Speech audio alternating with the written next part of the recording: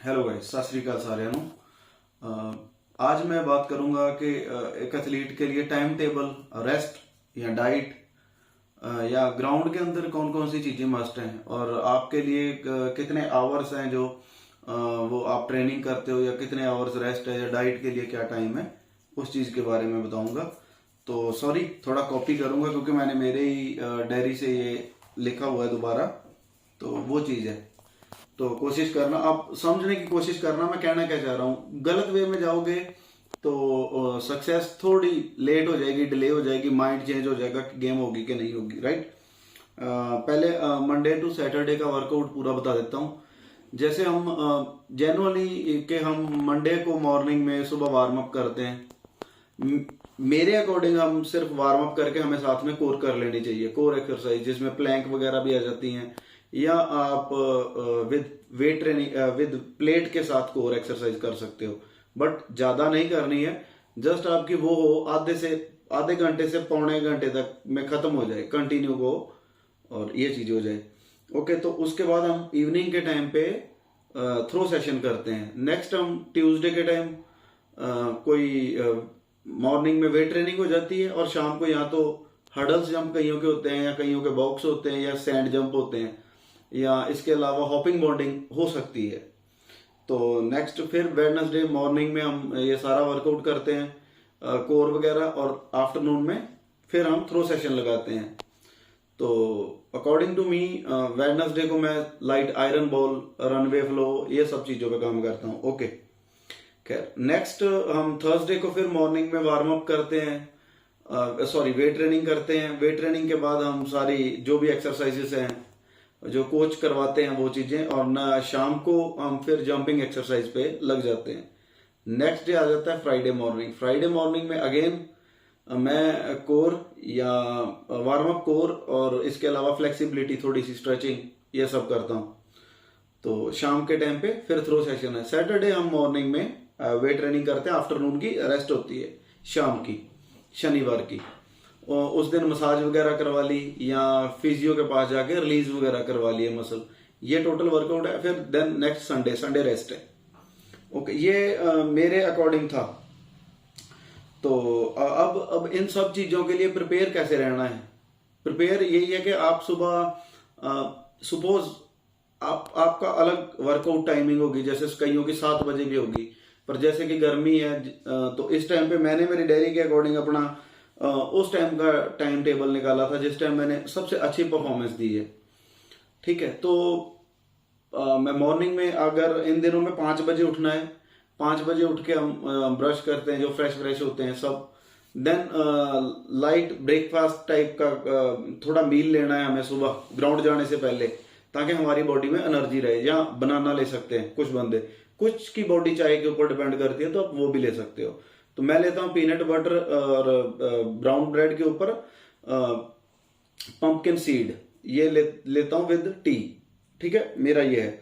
Then हम 6 बजे ground का टाइमिंग है मेरी, मैं 5 बजे उठाऊं, देन ये मैं ले पाऊंगा। अगर ग्राउंड का टाइम 6 बजे है और मैं उठ रहा हूँ 5:45 पे, ना मैं ये ले सकता हूँ, ना मैं फ्रेश हो सकता हूँ ठीक से। मेरे को भागना है बस, क्योंकि मैं लेट हूँ। लेट किसकी वजह से हूँ? क्योंकि मैं रात लेट सोया था, उसकी वजह से मैं मॉर्निंग में भी लेट हूँ। और काफी हद तक मेरे साथ भी हुआ है ऐसा। मैं नहीं कहता कि मैं बहुत पंक्चुअल हूँ, नहीं, मैं बहुत बार लेट हुआ हूँ। कई बार सारी रात नींद नहीं आती किसी मसल पेन की वजह से, तो कोच को मैसेज कर देता था नहीं आऊंगा। ओके, तो हम 6 बजे ग्राउंड में पहुंच गए, एक तो ये टाइम हो गया। अब 6 से 9:30 तक ट्रेनिंग करी, लगभग 3.5 घंटे। ठीक है, उसके बाद हम 10 बजे घर को आ जाते हैं। घर आ गए, उसके बाद घर में आके 10 बजे तक हमने ब्रेकफास्ट प्रिपेयर कर लिया, आधे घंटे के अंदर जो भी था। आधा पौना घंटा लग जाता है। या आप अगर बाहर से आते हैं, कुछ आउटडोर बच्चे होते हैं, वो जूस वगैरह ले लेते हैं, बनाना ले लेते हैं और लाइट ब्रेकफास्ट कर लेते हैं कुछ। पर कोशिश करो बाहर से जूस बनाना परफेक्ट है, बट इसके अलावा अगर आप बोलो कि आप बाहर से बर्गर वगैरह ले रहे हो मॉर्निंग में, वो गलत है। या कुछ न्यूट्री कुलचा या ये सब चीजें, ये नहीं, अपने लिए नहीं बनी। स्पोर्ट्समैन के लिए अलग डाइट है। देन आप घर जाके ब्रेड ऑमलेट और ये सब चीजें ले सकते हो। जो वेजिटेरियन है उनकी अलग डाइट है, नॉन वेजिटेरियन की अलग डाइट है। तो आप इस तरीके से अपनी डाइट को अपने हिसाब से कर सकते हैं। 9:30 से हम उठ गए। ये हमारा वर्कआउट तकरीबन 3.5 घंटे का था, मॉर्निंग का सेशन, ठीक है।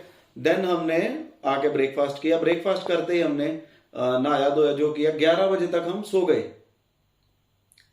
11 बजे सोए और 1 बजे उठना है। दिन मेरा ये शेड्यूल था। 1 बजे उठा। उसके बाद उठ के आप लोगों को क्या करना है, जो तो लड़के हैं बाहर रहते हैं पीजीओ में, पीजी में नहीं रूम लेके, उनको खाना खुद बनाना पड़ता है। जो पीजी में रहते हैं उनको बना बनाया मिलता है। पीजी की डाइट वैसी होती है, विदाउट एनी प्रोटीन, वो नॉर्मल होती है। तो कोशिश करना कि आप अपनी डाइट अच्छी कर सको। या हॉस्टल में हो तो भी ठीक डाइट होती है हॉस्टल के अंदर। तो खाना बनाया और 1 से 2 बजे के बीच में हमने लंच कर लिया, ठीक है। 1 से 2 बजे के बीच में लंच डन।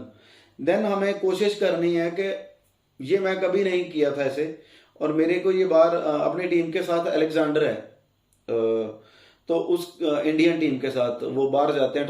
एक्चुअली वो हर लैंग्वेज आती है उसको, बाहर वाली, जो फ्रेंच, डच, जो भी होती है, पोल्स की, सब आती है।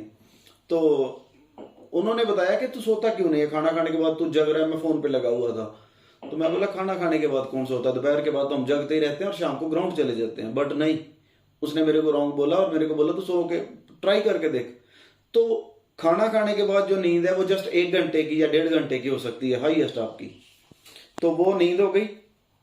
2 बजे लंच करने के बाद आप 2 से 3 आपने शॉर्ट नैप ली, सोना जिसको बोलते हैं, सो लिए। और उसके बाद आप 4 बजे उठ गए। 4 बजे उठ के आपने फिर से अगेन चाय ली, क्योंकि शाम को ट्रेनिंग से पहले थोड़ा आपका पेट लाइट लंच किया होता है। तो लंच के बाद आप जाते टाइम एक बार बॉडी एक्टिव करनी है, कुछ कॉफ़ी लेते हैं या चाय लेते हैं। मैं ज़्यादातर चाय प्रेफर करता हूँ अपने आप को। तो रेडी होके हम ग्राउंड चले गए। 5 बजे शाम का टाइम है। 5 से लेके 8 बजे तक फिर वर्कआउट है। वो 3 घंटे का वर्कआउट हो गया। 3 घंटे वर्कआउट किया। देन उसके बाद स्ट्रेचिंग, मोबिलिटी, जो भी करना है उसके अंदर करना है। उसके बाद मैं घर आ गया। तो 9 बजे अगेन डिनर स्टार्ट कर दिया मैंने करना। 9 से हाईएस्ट 10 बोल सकता हूँ, या 9 से 9:30 तक के बीच में मैंने डिनर कर लिया। उसके बाद मेरे पास 1 घंटा है फोन चलाने का, ठीक है। 1 घंटा फोन चलाने का। उसके अंदर मैं फोन चलाया, जो भी किया, मूवी देखी या कुछ न्यूज़ देखी या कोई सीरियल्स आए हैं वो देखे, जो सीरीज आती हैं आजकल वो।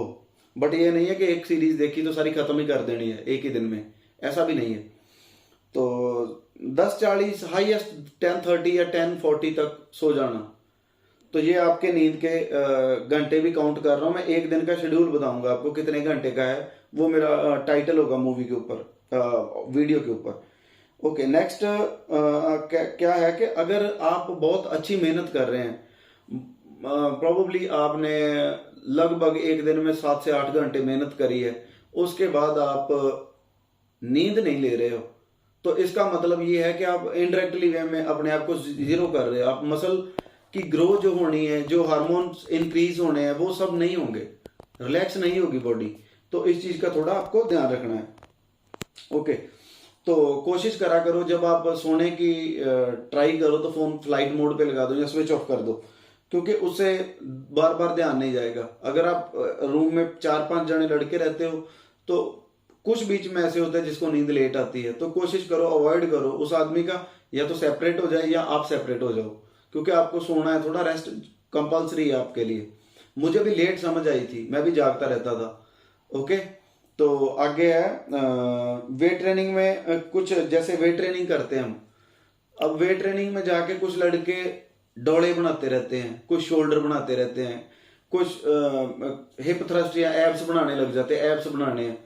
नहीं, weight training means weight training. उसके अंदर आपकी स्नैच क्लीन है, स्क्वाट है, नी की एक्सरसाइज है, हैमस्ट्रिंग की एक्सरसाइज है, काफ्स की एक्सरसाइज है, पुल ओवर है, ये होती है वेट ट्रेनिंग। ना कि एब्स, कोई डंबल ही डौड़े बनाई गया, मोटे मोटे डौड़े कर लिए। जस्ट आप सच मानना कि मेरी 70 किलो की भी स्नैच नहीं थी, और जो मुझे करवाते थे उस टाइम पे उनकी भी बेस्ट 80 किलो की स्नैच है, और उन्होंने 77 मीटर जेवलिन मार रखी है। 80 kg की स्नैच के अंदर आप, वो मेरे को बोलते थे 80 मीटर जेवलिन लग सकती है, और ये सच है। स्नैच इतनी मैटर नहीं करती, मैटर करती है आपकी टेक्निक, आपकी जो स्टेबिलिटी है, वो फ्लो है रनवे का, वो मैटर करते हैं ज्यादा। ना कि आपकी एज है 20 साल, स्नैच आप 110 की उठा रहे हो, तो जेवलिन मार रहे हो आप 50 मीटर, उसका कोई फायदा नहीं है, क्योंकि आप you are not a weight lifter ना power lifter, you are athlete और जेवलिन थ्रोअर। तो उसके अंदर इसी तरीके से नंबर ऑफ एक्सरसाइज ज्यादा करनी है। किसी आदमी को इंजरी है तो वो कोशिश करे जेवलिन थ्रो ना करे, पैगिंग वगैरह लाइट कर सकता है, पैगिंग भी नहीं कर सकता है, दर्द होती है, तो आप रनवे वगैरह कर लो, ठीक है। उसके बाद किसी का कुछ फॉल्ट है, उस फॉल्ट के ऊपर वर्क करो, ना कि दूर मारने के ऊपर लगे रहो सारा दिन, वो कोई फायदा नहीं है। हर चीज को, रिहैब को, जंप्स को, या मीन एक्सप्लोसिव को, या स्पीड को, कोऑर्डिनेशंस को, सबको टाइम देना है।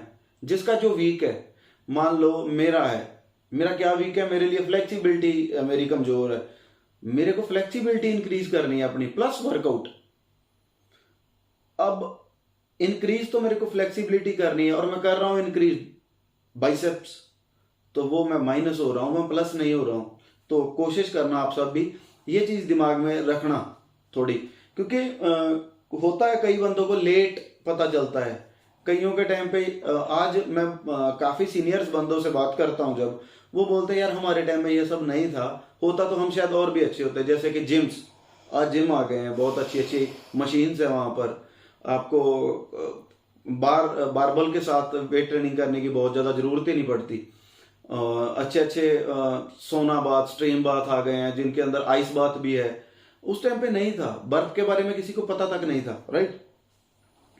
तो आप हर चीज को ध्यान में रखते हुए आपको हर चीज के ऊपर फोकस करना है। किसी को रीहैब करनी है, कोई मसल वीक है तो उस मसल के ऊपर कोऑर्डिनेशन के ऊपर काम करना, स्ट्रेंथ वीक है स्ट्रेंथ बढ़ानी है, फ्लेक्सिबिलिटी वीक है तो फ्लेक्सिबिलिटी करनी है, किसी का एक्सप्लोसिव वीक है तो उसका एक्सप्लोसिव गेन करना है। तो कुछ बोल देते हैं आज, मतलब मैसेज आ जाते हैं मेरे को कि भैया ये मेरी इतनी एज है, मैं कर सकता हूँ क्या, इतनी एज में मैंने इतनी की स्नैच कर दी, क्या मैं कर सकता हूँ।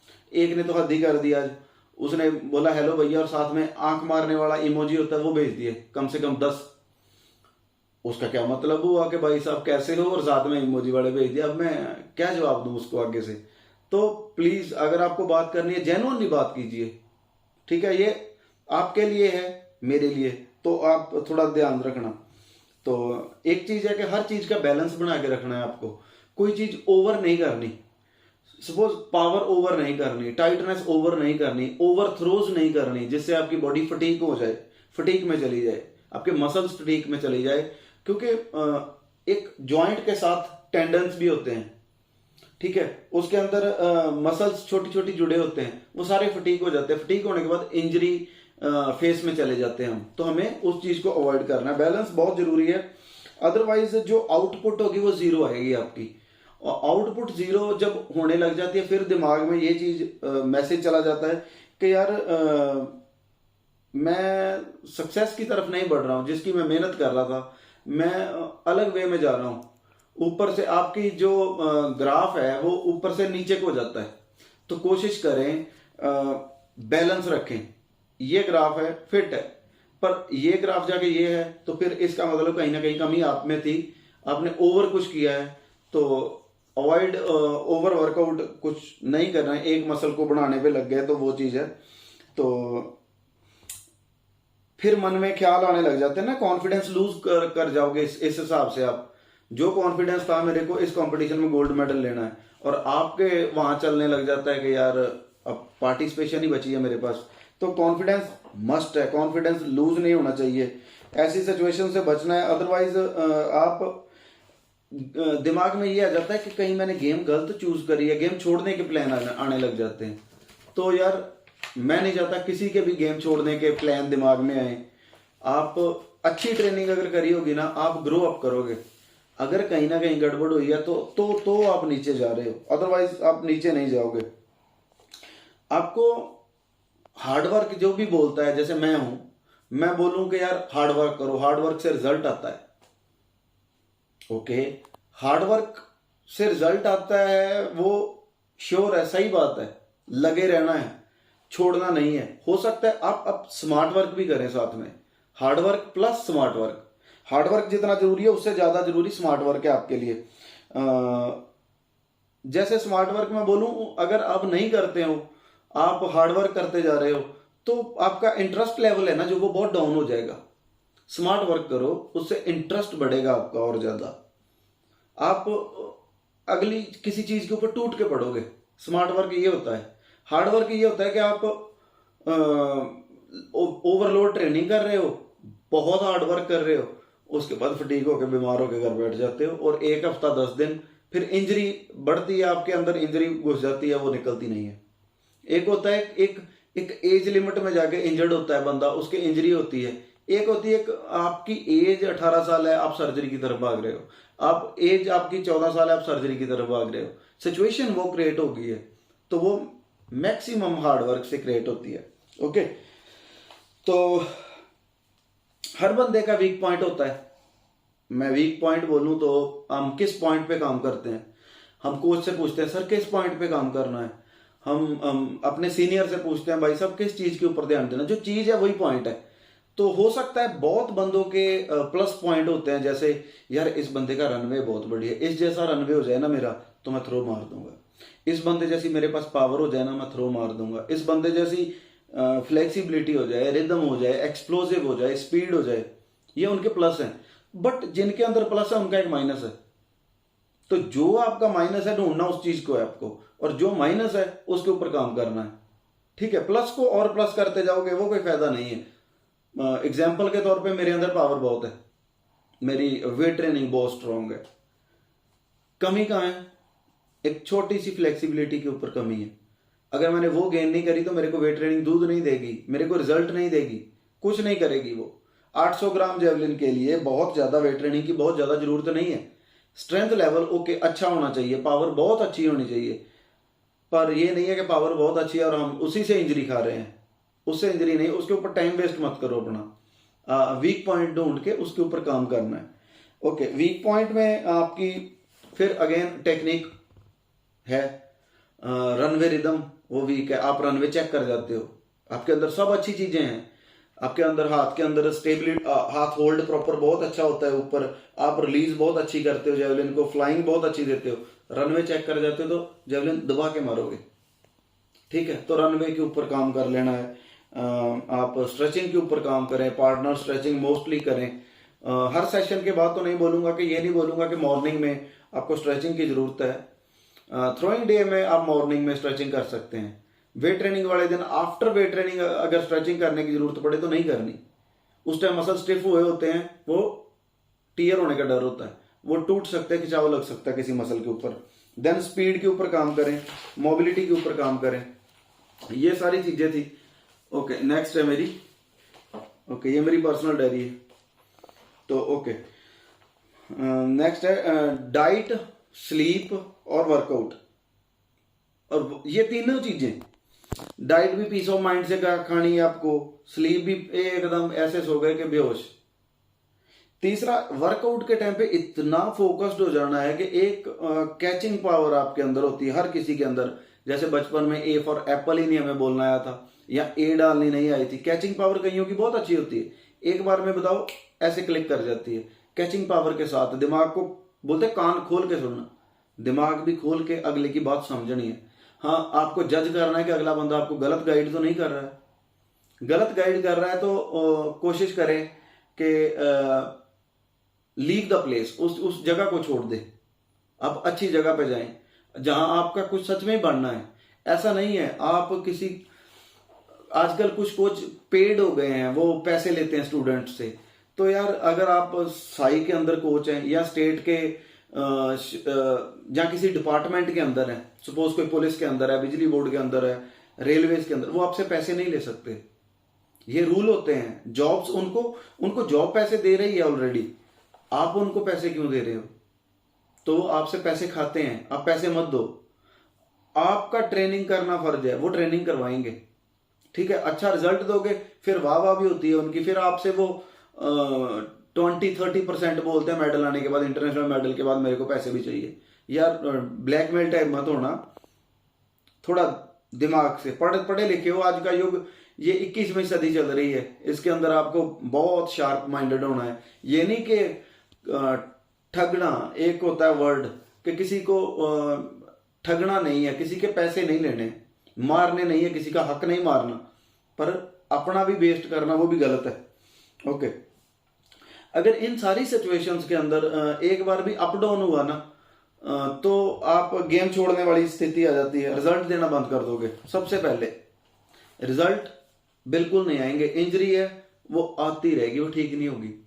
अपने कोच का सर खाया करो कि इंजरी कैसे ठीक करनी है मेरे को, इसकी एक्सरसाइज बताओ मुझे, प्रॉपर एक्सरसाइज, गलत एक्सरसाइज नहीं। एक आपने मान लो गूगल करके एक्सरसाइज ढूंढ ली है, हाँ एक्सरसाइज ये है ट्राइसेप्स की, ऐसे कर रहे हो आप, उसकी रेंज ऑफ मोशन भी चेक करनी होती है, कितने आपके पेन कितना है, उसके क्वांटिटी देखनी है, वेट की क्वांटिटी कितनी है, उसके साथ करनी है।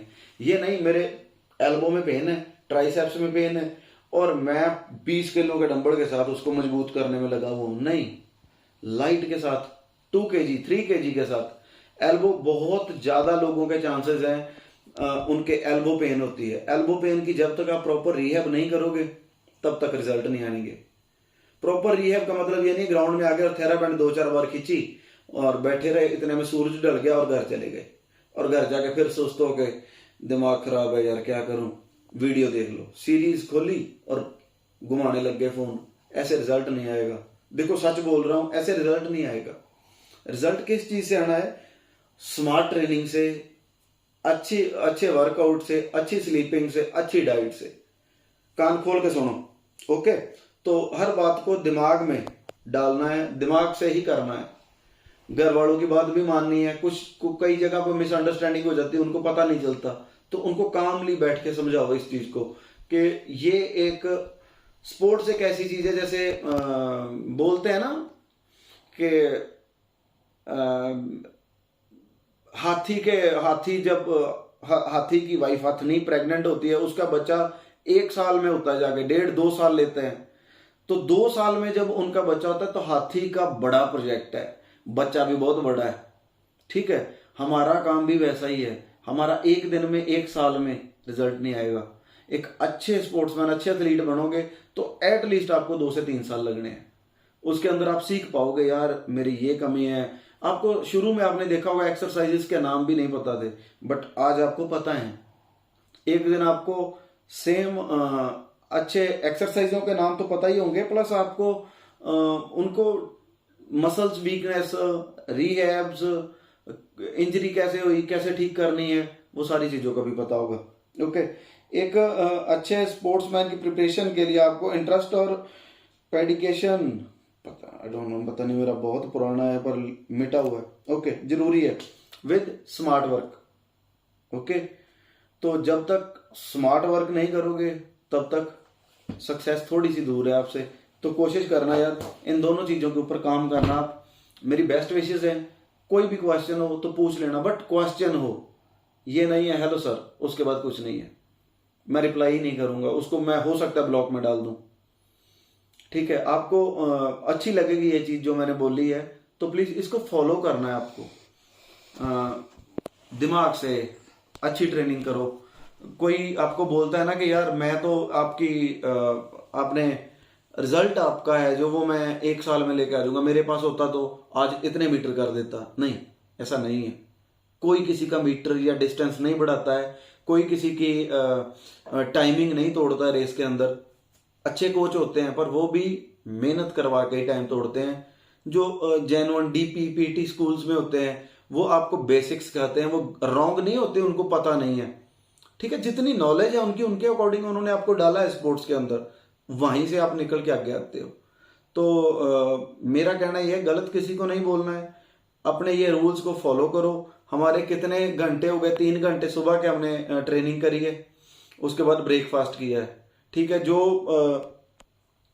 कुछ बंदे ऐसे बाय करना पड़ता है जिनको, तो वो बाय करें। खुद बनाना पड़ेगा तो कुकिंग करें। एक अच्छा स्पोर्ट्समैन कुक भी होता है यार, मुझे तकरीबन आता है सब बनाना, सीख गया हूँ, घर से किसी ने नहीं सिखाया। हर बंदा घर से नहीं सीखता, बाहर से सीखता है।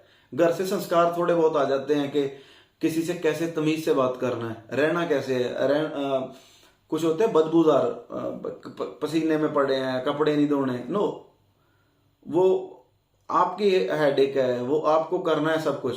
एक्सक्यूज ना दो, एक्सक्यूज देना वो सबसे गलत थिंग होती है कि आप एक्सक्यूज दे रहे हो।